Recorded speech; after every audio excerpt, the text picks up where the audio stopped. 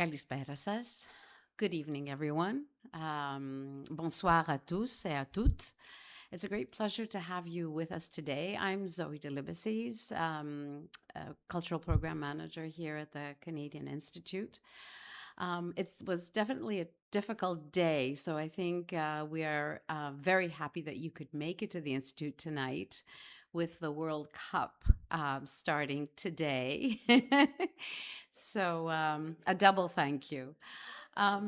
We have a very special lecture today, and we have a very special individual, a very special guest who has come from the Netherlands, where he lives now, but originally from Canada. Professor Dr. Henk Stam, Professor Emeritus, University of Calgary. He has discovered something that is very unique, I think, in Greek culture, and I'm certainly not going to be the one to tell you about it, but originally from Canada. It's quite amazing Dr. Henk Stam, how much he discovered and how much we think we know about this tradition, but how many more elements of it he's going to tell us today. Dr. Katerina Pisanias, curator, also from Calgary, University of Calgary, who is a curator, a longtime friend, and who has introduced several Canadians to Greece, either from the art world or from the academic world. And she will tell you a little bit more and introduce Dr. Henk to everyone. So, Dr. Katerina Pisanias, please come.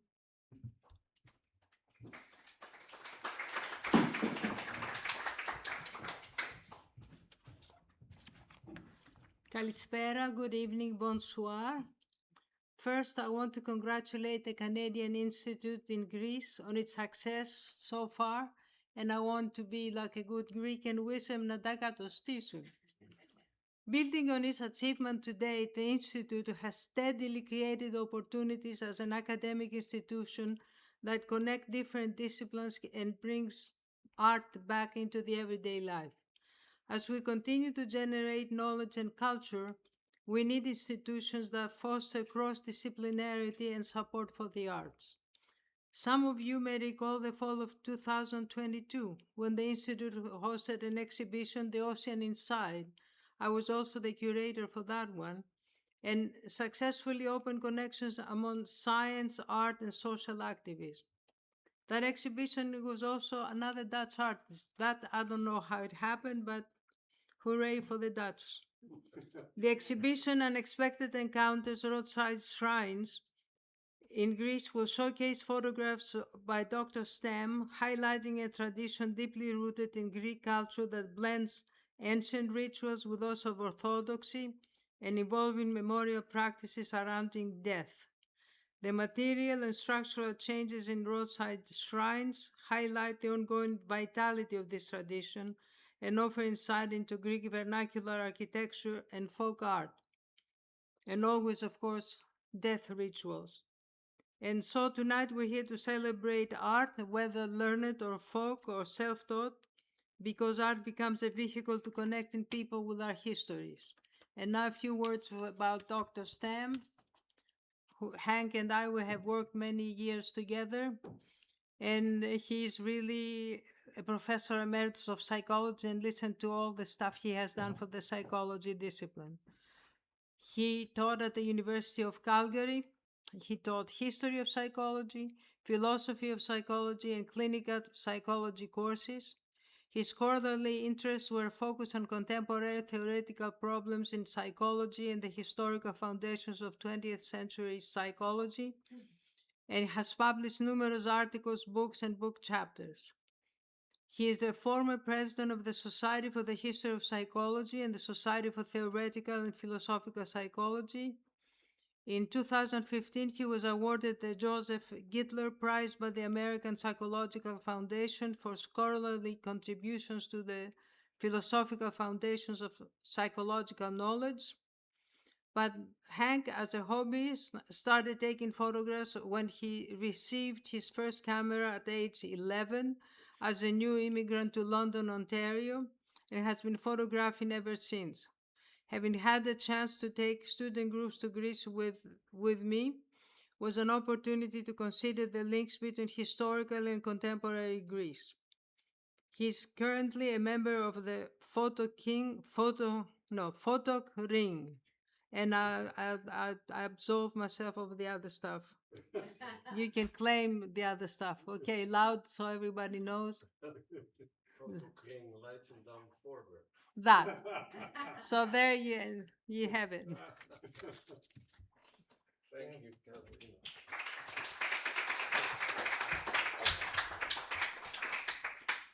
Well, thank you very much, and welcome more people than I expected on the opening of the World Cup. And I want to express uh, express my thanks especially to the Canadian Institute and to Zoe for allowing this to happen, but in particular for Katerina because we have worked together for many years, and also this wouldn't have happened without Katerina. She pushed and pushed and pushed and bribed the drivers and encouraged me to continue taking pictures as we were taking students around various parts of Greece looking for Asclepios and Asclepia, remnants of the Asclepiads. And without Katerina, as I said, I would not be standing here today. So thank you, Katerina, and thank you for continuing to organize.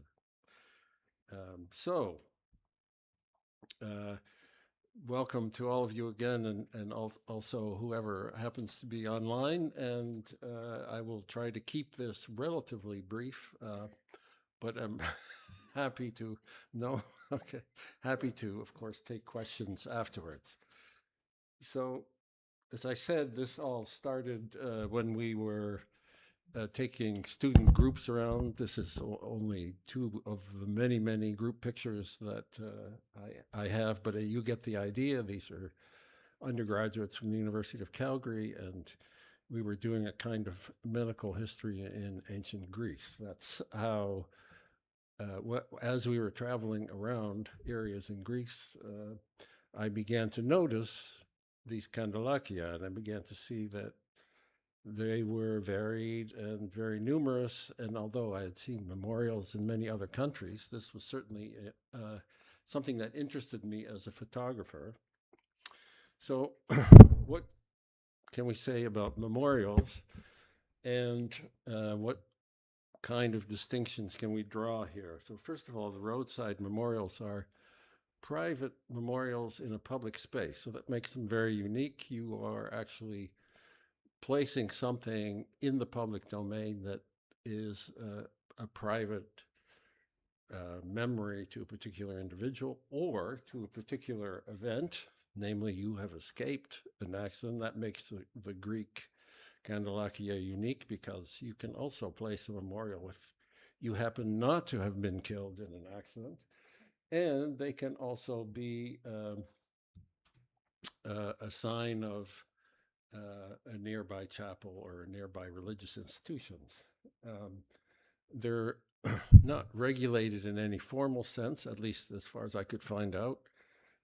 And they memorials in general are the kinds of extensions of private mourning that take place in public places. Now we see them in other places in the world.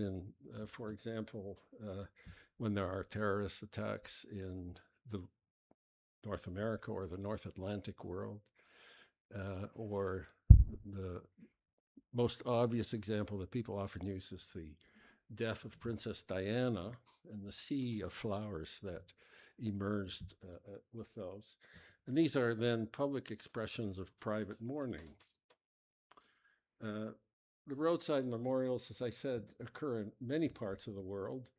Most prominent is probably South America, where if you've been to South America, in many countries, they have a very long tradition. I have been told that the Ukraine also has such a tradition,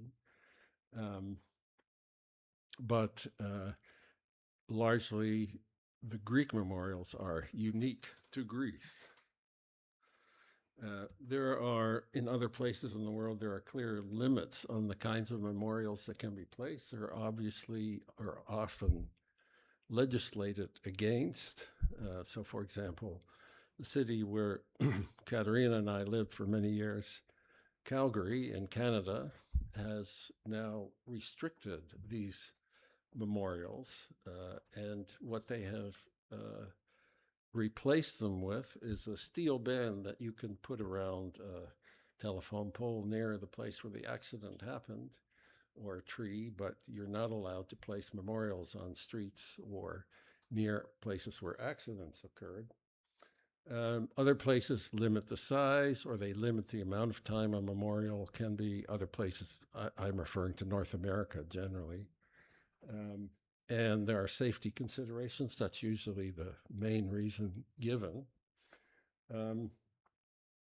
There are often prescribed formats for how they can be placed and what they can look like. There are exceptions, however, and I'm just going to talk about a couple in Canada. Here in the town of Wellesley, Ontario, is a memorial to an 11-year-old boy who was killed in a hit and run in 2011, and it's still standing today, or at least a couple of weeks ago when I was there. The driver was eventually found and charged, but this was typical of the memorials that were used by Mothers Against Drunk Driving. For any of you who have Canadian connections, you'll know what MAD refers to. And for some reason, they've been allowed to place certain memorials. Here's another exception. This is just outside Kitchener, Ontario. It's a very extensive memorial to someone who was killed in 2025 in a car accident. There's no evidence of a hit and run here. A 25-year-old man from a Serbian family, and they have placed this very elaborate roadside memorial, but far enough off the road that the authorities seem not to have taken notice of it. What I find interesting about it, if you look at the top of the memorial, there's a little solar panel and a light, so that at night, apparently, the light goes on, and you can see it even in the dark. We'll have another example of a solar panel later on.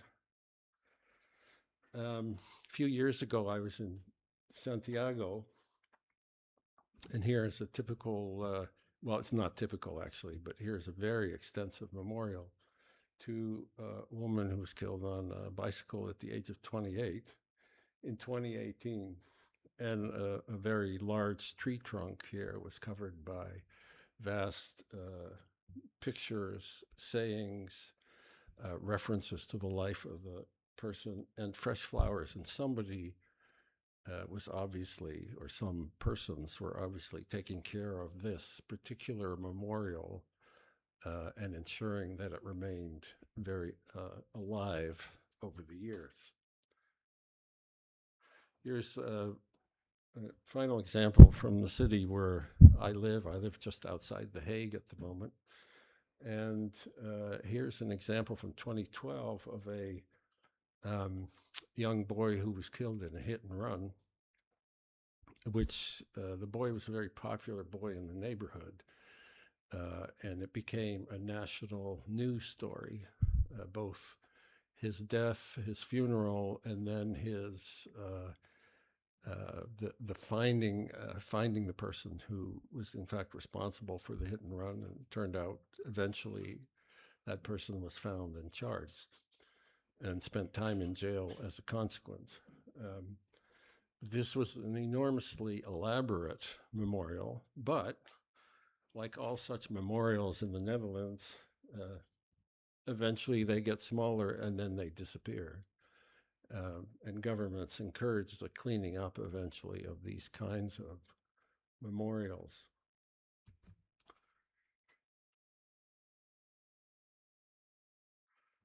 final example from Italy. This is not particularly elaborate examples. They just happen to be ones that we saw last summer. One is just a series of flowers along the road, and the other is a cross that has been there for a long time but has plastic flowers on it, so some remnant of the memorial remains.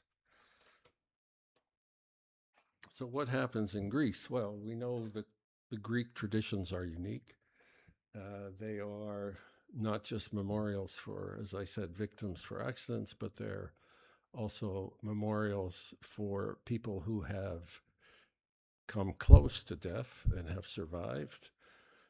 And they can be, of course, simply indications of a religious institution nearby.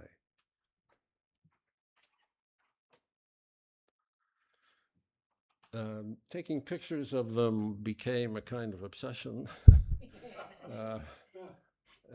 Basically, because I was fascinated by the unusual structure of these memorials. They are, in many cases, representations of or reproductions of little churches or chapels. Sometimes they're not. The older steel ones, such as the ones you see here, the one you see here, were simply a box with a little roof on it. It was never clear whether they were meant to be or were supposed to look like something like a church, but with the cross on the top, frequently it gave that impression. And the photos I took are sometimes not very clear because they were taken on the move as a bus or a car or a vehicle is moving.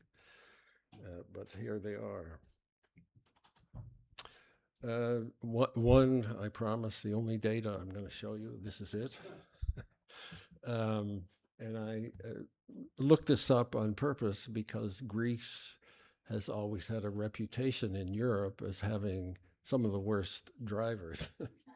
And that was certainly true until about 2000. And until about 2000, road accidents and deaths were among the highest in Europe here in Greece. Part of that is because of the large numbers of motorcycles, scooters, and other two-wheeled vehicles that are on the road. So, part of it is a consequence of the kinds of vehicles. But gradually, as the number of accidents have not quite fallen off at the same level, the number of deaths certainly have. I mean, there's still a lot of deaths, about 600 deaths per year. That's still a big number. Don't get me wrong, but it's certainly nothing compared to what it was in the 1990s and previous to that. So obviously the government has done something about improving roads and highways, and people have become more conscious of the way they drive, how they drive. So what can we say about these kandylakia? Well, they have a number of features in common. And I apologize about the fonts. The computer that I put my slides on here changed the fonts on me, and it also changed some of the formatting. So some of the words have disappeared. So apologies for that. Almost all of the kandylakia have a cross on them, so that's an obvious feature. They most often contain icons of saints of some sort. A lantern, oil, there's often a little bottle with oil, often plastic bottle with oil left inside. They are often, but certainly not always, painted blue, which is, of course, the national color of Greece. They use common building materials. They used to be made of steel. This one's a little bit unusual. It looks like it's made of marble slabs. But the contemporary ones are basically a kind of stucco. And of course, as this particular picture shows you, they serve as a warning to other drivers. In this case, the warning is really obvious, a kandylakia next to a guardrail that's been damaged because someone's gone over the cliff, which is just behind these bushes here.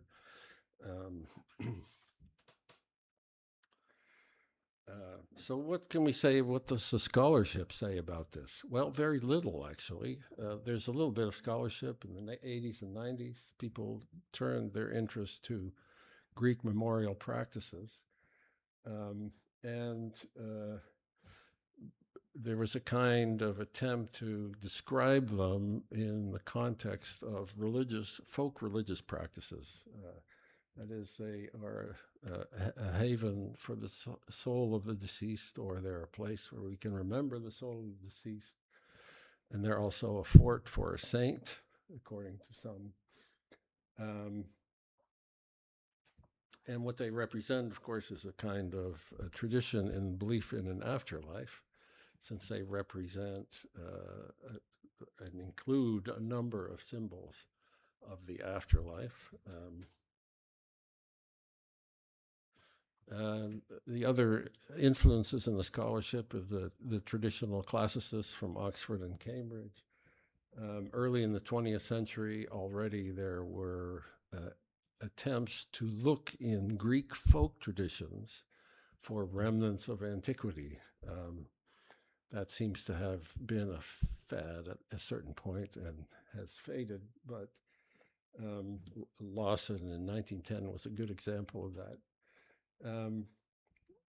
The argument is that at the time was that what Greek Christianity has done is replaced the gods of antiquity with contemporary saints. And sometimes it's really obvious. So Saint Dionysius is presumably the saint that discovered the grapevines and is responsible for bringing the grapevines to Naxos and creating the wines that Greeks are famous for. Well, that's a very, not very subtle change from the god Dionysus, who brought the grapevine to Naxos and created the wine. So some of it's really obvious, but these particular scholars push this. Contemporary scholars, however, if I look, do I have here? Yeah, I've lost the bottom of this slide. Unfortunately, because of the changes in formatting. But if you look at the recent work by among the more famous classicists like Kenneth Dover, they argue that there's much less continuity between antiquity and Christianity than people think, given that Christianity's emphasis on a personal God doesn't have a kind of similar or parallel relationship in antiquity. In any case, regardless of those controversies in scholarship, the argument that the roadside memorials are somehow continuities from antiquity, as some people have suggested, are difficult to uphold. I do have that picture from the cemetery here in Athens. So the nature of the kandylakia have changed. As I said, the old ones look roughly like this. They are steel. They contain, the ones that are maintained at least, contain still the iconography and the candles. And sometimes they are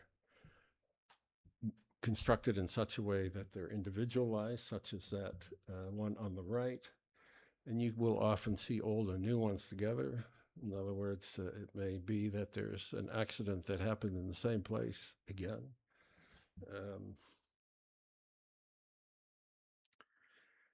And we could argue that the modifications that are made qualify these particular kinds of roadside memorials as folk art. And the modifications are multiple. I don't have all of them here, but running in the loop in the next room, you can see many more versions of this. There is still an attempt to try and create a kind of individualized kandylakia, so that it's representative of a particular person, or in some ways signals a uniqueness.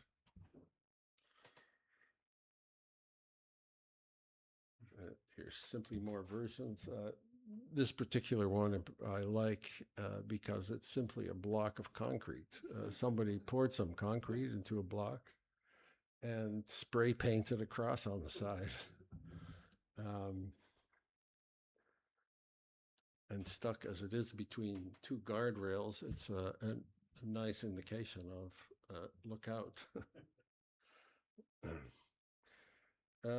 There are some non-traditional kandylakia. So of course, here we have one with an angel placed outside the kandylakia itself, and on the right is a memorial to two Italian medical students that passed away in a road accident. There's a description, and some of it's in Italian.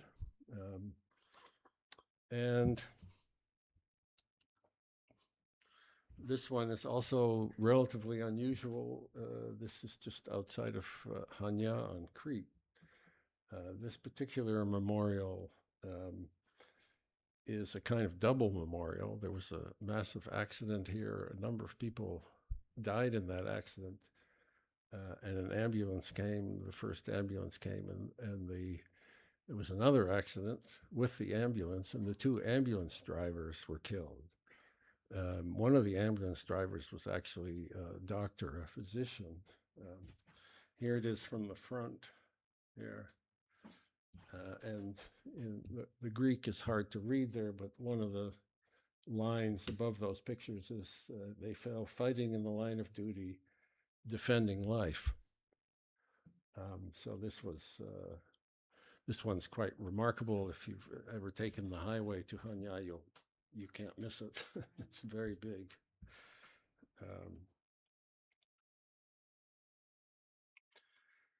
And sometimes we come in contact with multiple memorials in one location. The picture on the right is taken in a place where there's a very sharp corner, and obviously it's not the only accident there. Seeing double kandylakia is quite common. They can also occur in the city. Here, next to a gas station, we have kandylakia, or in the middle of a street, as is here.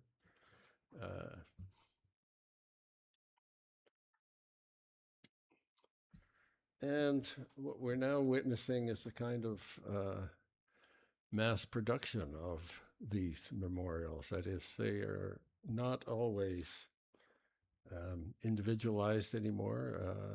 It is possible for somewhere between 100 to 1,500 euros to buy one.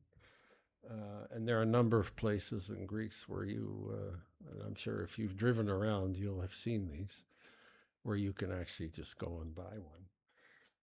And then you will also see these particular examples in many places.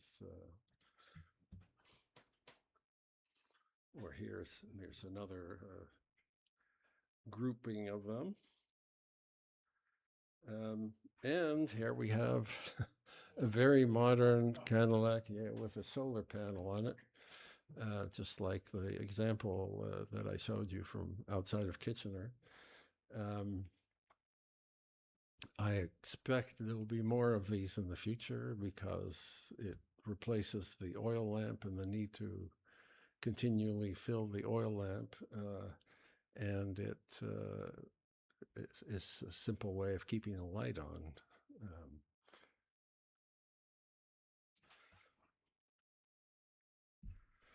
And occasionally people still create memorials that are not traditional.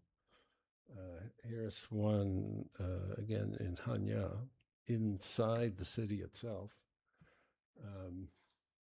This is a couple that was killed in a car accident. They were not in a car, they were pedestrians. And this is, I suppose, if you are a family that's not particularly bound by a religious tradition, then this is one way of acknowledging the life of someone. Or this one, very similar, a kind of memorial on the side of a road, but has none of the traditional markings. So that is the end of my presentation. And I had some quotes here that have been somewhat jumbled by the computer, but let me read the top one. While taking photographs of that which one deems important is a theme, it also works the other way around. By taking a photograph of a memorial, individuals can assign value to the site itself.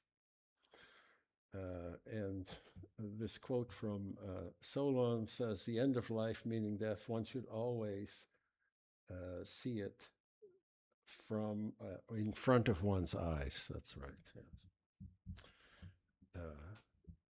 And that's the end of my presentation. Thank you.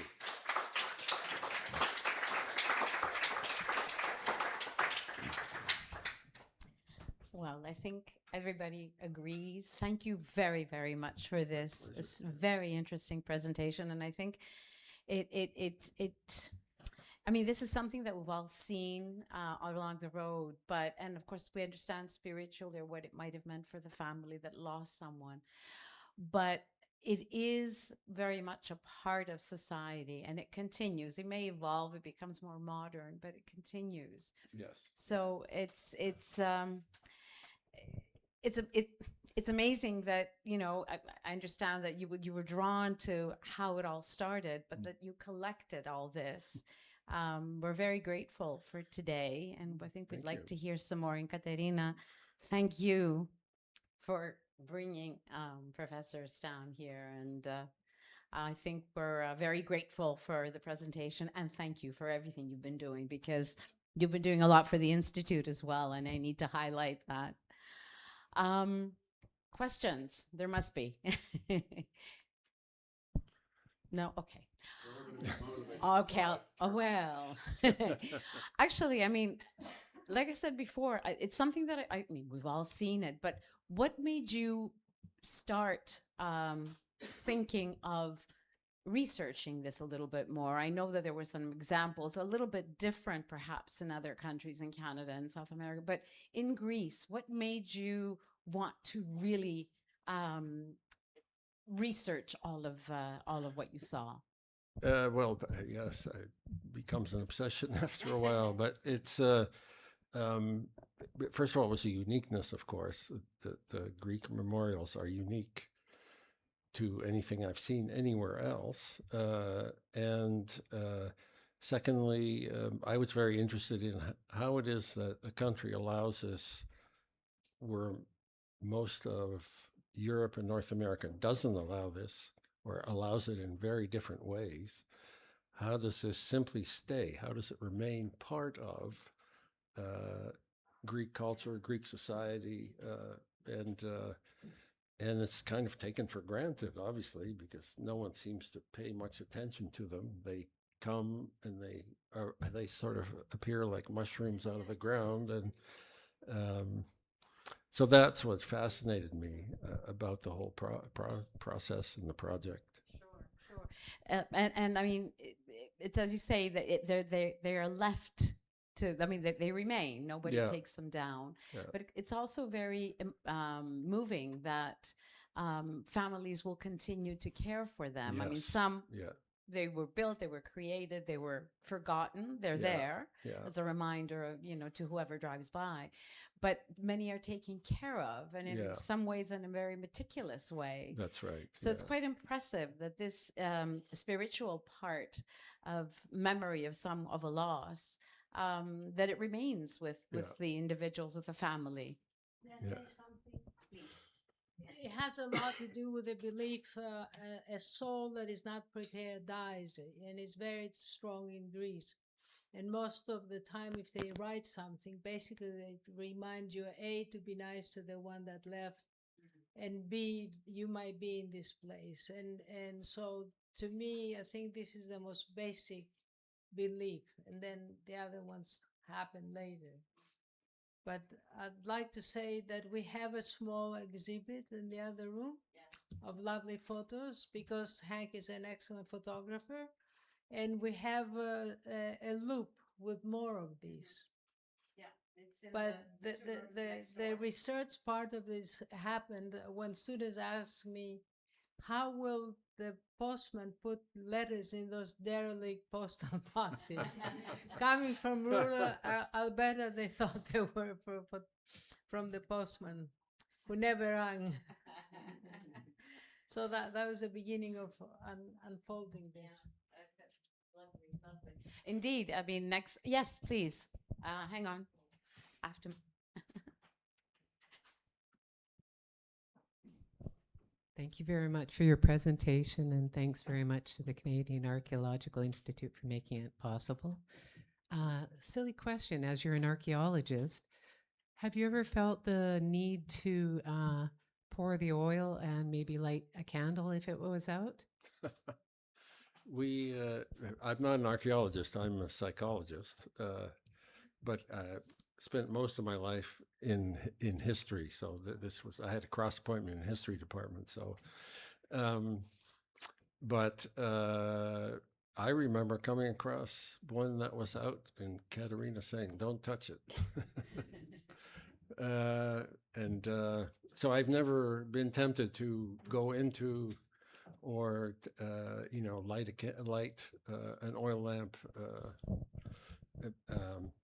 for that reason. I think Katerina knows why, but Actually, I have an experience of that.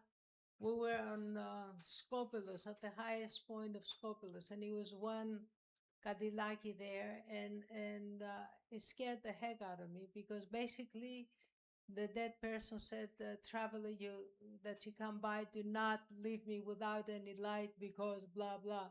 So neither my husband nor I would smoke, and I wasn't gonna go because I'm a good Greek. Until another one came and they had and a match and I lit the candle. It was really threatening, but yeah.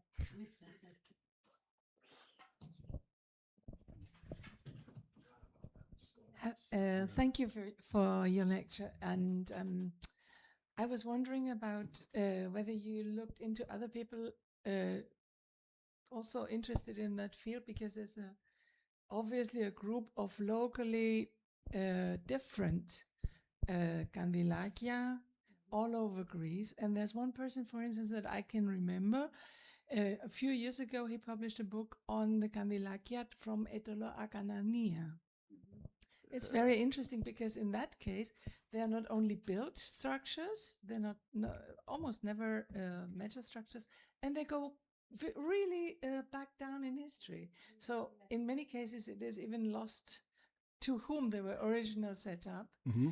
But they became way monuments. I mean, waypoints where you could meet someone, and they're still being cared for. Mm-hmm. So I thought this is a very moving way of going through the centuries together with the same habits, even if you forget the name.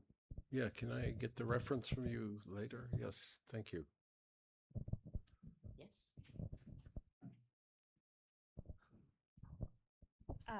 Thank you so much for your interesting talk. I study ancient grave monuments in Greece and thought you might be interested to hear this, that they are often also on roadsides and are essentially roadside shrines and have very similar treatment of families decorating and cleaning and caring, and are meant to be stopped at and pondered and reminders of the deceased. And there's not necessarily continuity, but connection to similar mourning practices. That point is in the literature. Yes, I've seen that. Yeah, thank you for reminding me again, but it's a good point. Thanks again, Henk, for a very interesting presentation. As a psychologist, philosopher of psychology, do you see differences in these little memorials that reflect the religious and I guess philosophical outlook of the countries where these are existing. For example, Northern Europe, where primarily you have Lutheran or Protestant type religion. Some of these may be totally different from the ones you encounter in places where Catholicism is very strong, like in Italy, in Greece, and especially. Can you generalize? Can you come up with a hypothesis how the local culture affects the shape and the overall structure of those memorials? Well, there's an obvious answer and a non-obvious one. So the obvious one is, well, Protestant north of Europe has a long tradition of avoiding any kind of pictorial representations, and the iconoclasm has sort of lived through the northern countries for a long time. And that is perhaps an obvious but too simple an answer. I would say that one of the things you notice in northern countries, and certainly true, Holland, Germany, places where we've driven a lot, Sweden, where I've driven a lot, you don't see memorials. You don't see roadside memorials. I mean, people die in accidents every day, but you don't see obvious signs of them. I'm always amazed at how quickly, when there's a serious accident on one of the highways in the Netherlands, how quickly it's cleaned up and how you have no idea a couple of hours later that anything happened. And that seems to be very much part of the, the efficiency of the roads and the traffic, and you got to keep moving. And it's only within the city, for that example I gave in The Hague, that you will see. Yeah, and then only when there's a really outrageous accident, like an 11-year-old boy being killed by a hit and run, then you see a memorial. But even that will gradually disappear. It doesn't last more than a few months. So it's then perhaps the more difficult answer is, yeah, it's not clear why, but it's certainly frowned upon by authorities, and there are all sorts of rules in place if you want to place a memorial, and in many countries it's just not allowed. Yeah. Okay. If there are no other questions, I think it's really worthwhile going next to the spaces next door to see both the photos on a loop and the exhibition in the other room. So I think maybe we can continue, and then after that we can go upstairs for a glass of wine on the terrace, and you can talk more to Dr. Stam upstairs. Thank you. Thank you very much.